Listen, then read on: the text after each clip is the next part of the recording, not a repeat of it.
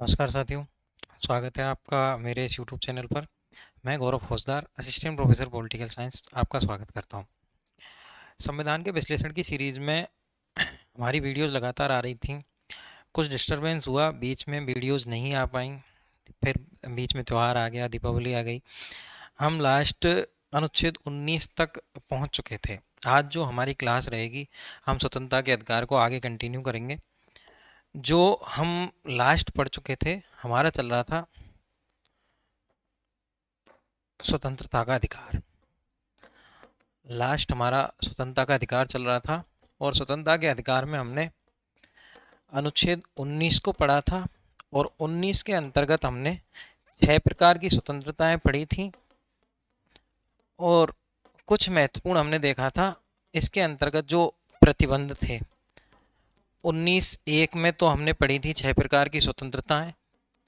ए से लेके ABCDEFG तक हमने पढ़ी थी, 6 प्रकार की स्वतंत्रताएं थी।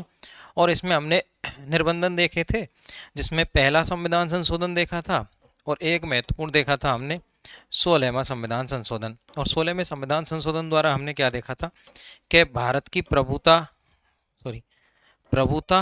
व अखंडता, इन दो शब्दों के आधार पर क्या लगा था, निर्बंधन लगाए गए थे और वाक एवं अभिव्यक्ति आदि की सभी की स्वतंत्रताएं अनुच्छेद 19 में दी गई थी। उससे पहले हमने 14 से 18 तक पूरे विस्तार रूप में हमने समानता के अधिकार को देखा था, जिसमें विधि के समझ क्षमता, अस्पृश्यता के हन संबंधी प्रावधान, आरक्षण की संकल्पना अनुच्छेद 15 और 16 में, भिन्न भिन्न संविधान संशोधन 16(4)(a), 16(4)(b), ये सभी अनुच्छेद हमने देखे थे।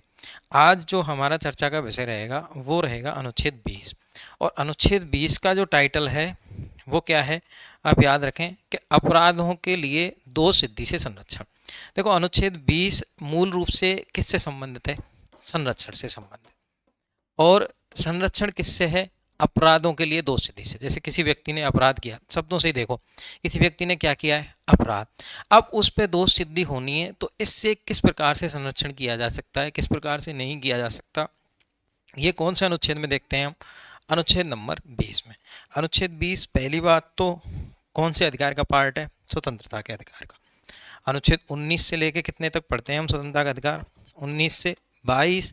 19 हम पढ़ चुके हैं, 20 हम आज पढ़ रहे हैं। 20 जो है वो है अपराधों के लिए दोष सिद्धि से संरक्षण।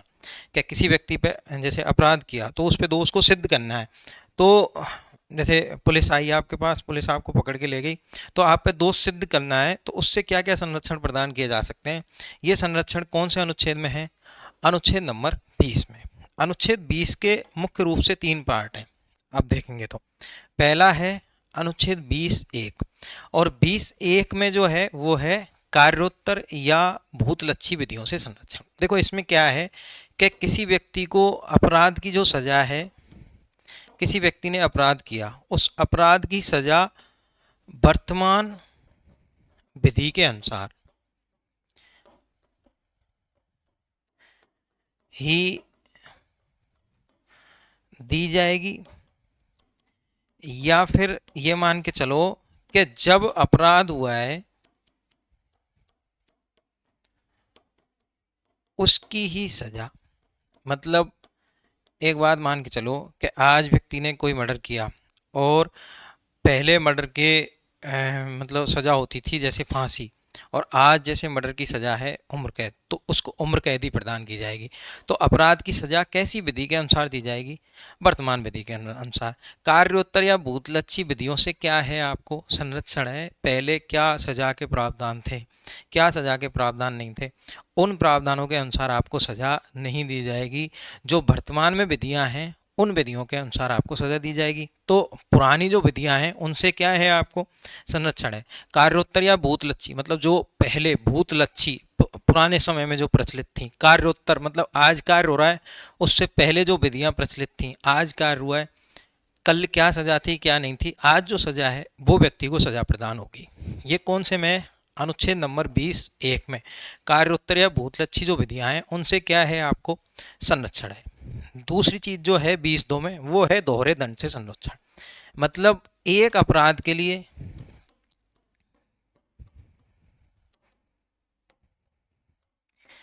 केवल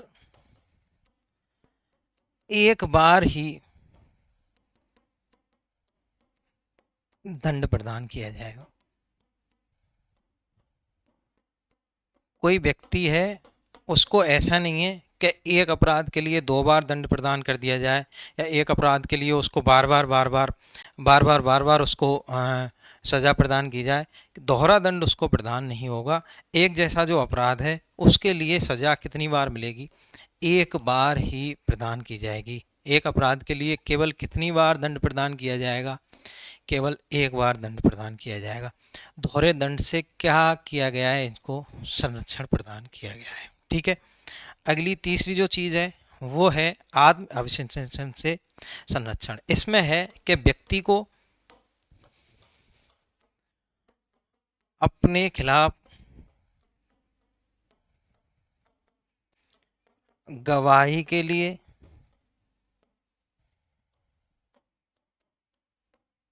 मजबूर या बाध्य नहीं किया जाएगा। देखो 20(3) में साफ है कि आत्म अभिशंसन मतलब अपने द्वारा गवाही देना। अभिशंसन का मतलब होता है गवाही देना। तो व्यक्ति को अपने खिलाफ गवाही के लिए मजबूर या बाध्य नहीं किया जाएगा। कौन से में ये? 20(3) में कौन कौन से देखे अभी तक हमने? 20(1) में क्या है? कार्योत्तर या भूतलक्षी विधियां, इनसे क्या है? संरक्षण। इनके अनुसार सजा प्रदान नहीं होगी। 20(2) में किससे संरक्षण है? दोहरे दंड से। दोहरा दंड प्रदान नहीं किया जाएगा। 20(3) में क्या है? आत्म अभिशंसन मतलब व्यक्ति को खुद अपने गवाही देने के लिए क्या नहीं किया जाएगा? बाध्य नहीं किया जाएगा। ये कौन से अनुच्छेद में? अनुच्छेद नंबर 20(3) में। अब देखो अनुच्छेद 20 से संबंधित कुछ महत्वपूर्ण बात है। एक है महमूद नैयर वर्सेस छत्तीसगढ़ राज्य। इसको आप याद रखें। महमूद नैयर वाद जो था, इसमें दोहरे दंड संबंधी निष्कर्ष कोर्ट ने पेश किए। इसमें क्या था? इस महमूद नैयर ने एक जैसे कुछ अपराधों के लिए इनको कई दंड प्रदान कर दिए गए। तो छत्तीसगढ़ का जो हाई कोर्ट था, ये जो सुप्रीम कोर्ट था, सुप्रीम कोर्ट ने महमूद नैयर के बाद में एक निष्कर्ष दिया कि दोहरा दंड से संरक्षण वहीं तक है जब अपराध एक दूसरे से बहुत मेल खाते हैं, या फिर बहुत सहज बताया था कि बिल्कुल सेम ही ये अपराध होने चाहिए, तभी दोहरे दंड से संरक्षण प्रदान किया जाएगा।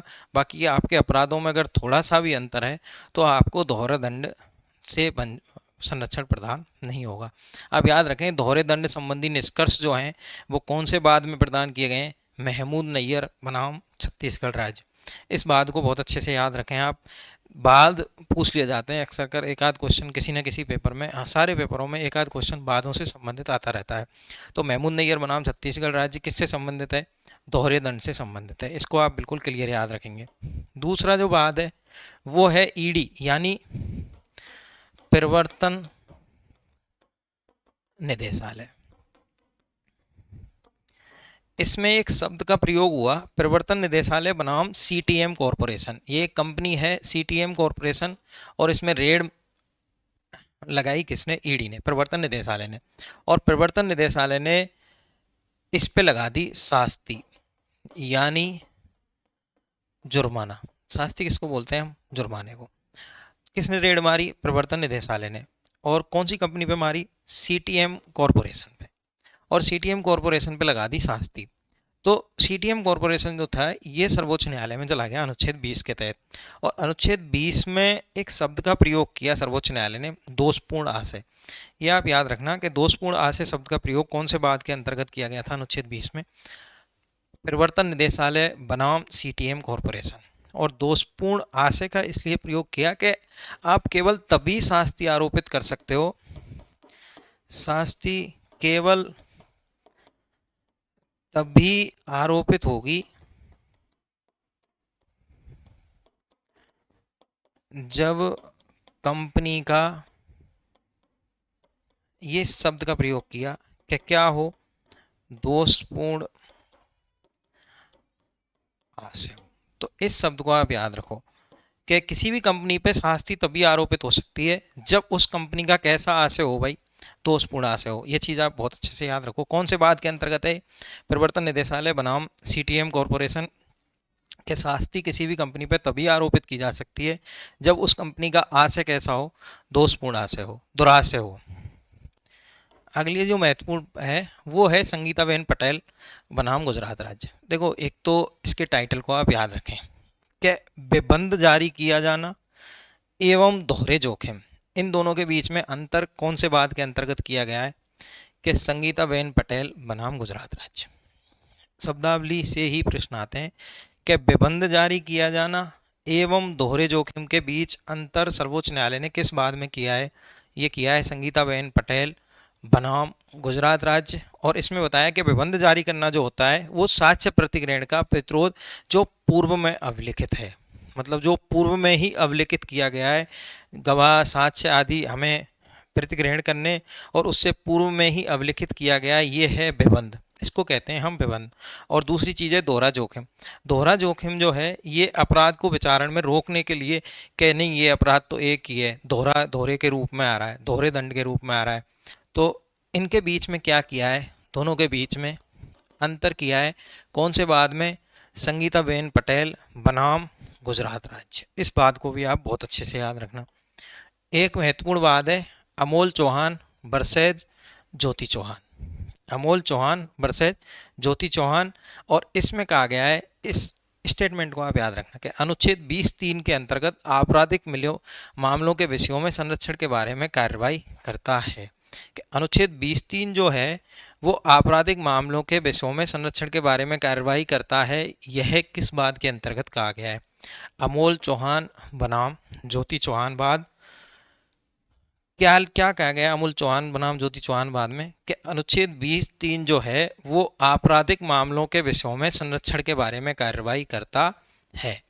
किस बाद में कहा गया है? अमोल चौहान बनाम ज्योति चौहान। आप इसी हिसाब से नोट्स बना सकते हैं। जो नोट्स मैंने बेयर एक्ट में प्रदान किए गए हैं उनमें आप कुछ चीज़ें ऐड कर सकते हैं। ये सारी चीज़ें मेरे हिसाब से नोट्सों में नहीं है। मॉडर्न जो बेयर एक्ट है उसमें से मैंने इन कुछ बातों को ऐड किया है और बाद कहीं से भी पूछे जा सकते हैं। अगर मैं बात करूं, हमने चालू किया था अनुच्छेद 20। अनुच्छेद 20 का टाइटल है अपराधों के दोष सिद्धि संबंधी संरक्षण के। किसी ने अपराध किया उसे दोष सिद्धि। 20(1) में क्या था कि भूतलक्षीय कार्योत्तर जो विधियां हैं उनसे क्या होगा? संरक्षण होगा। 20(2) में देखा हमने दोहरे जोखिम दोहरा दंड संबंधी के एक अपराध के लिए केवल कितना दंड दिया जाएगा? 1 प्रदान किया जाएगा। 20(3) में देखा हमने कि व्यक्ति को खुद अपने खिलाफ गवाही देने के लिए बाध्य नहीं किया जाएगा। फिर हमने कुछ महत्वपूर्ण बात देखे। पहला आप याद रखेंगे महमूद नैयर बनाम छत्तीसगढ़ राज्य, दोहरे दंड के निष्कर्ष संबंधी है। फिर देखा हमने ईडी बनाम सीटीएम कॉरपोरेशन कि किसी भी कंपनी पे शास्ति तभी लग सकती है जब उस कंपनी का कैसा आशय हो, दोषपूर्ण आशय हो। अगला देखा हमने संगीताबेन पटेल बनाम गुजरात राज्य, इसके अंतर्गत बेबंद जारी करना और दोहरे जोखिम, इन दोनों के बीच में क्या किया गया? अंतर किया गया। उसके बाद हमने देखा अमोल चौहान बनाम ज्योति चौहान राज्य। बाद 20(3) जो है वो आपराधिक मामलों के विषयों में संरक्षण से बारे में कार्रवाई करता है। सीधा स्टेटमेंट आएगा कि सर्वोच्च न्यायालय ने किस बात में कहा है कि अनुच्छेद 20(3) जो है वो आपराधिक मामलों के विषयों में संरक्षण के बारे में कार्रवाई करता है। उत्तर क्या करना है? अमोल चौहान बनाम ज्योति चौहान। मैं आपको बता दूं टेलीग्राम चैनल हम चलाते हैं, मैटर डालते रहते हैं। आपसे निवेदन है ज़्यादा से ज़्यादा छात्रों को इस टेलीग्राम चैनल पर जोड़िए। हमने सोशल बुलेटिन संबंधी भी वीडियोज स्टार्ट कर दिए हैं। करेंट जीके और पॉलिटिकल साइंस संबंधी आपका पूरा इस टेलीग्राम चैनल के थ्रू हो जाएगा। बहुत बहुत धन्यवाद। Thank you so much. बने रहें आप साथ।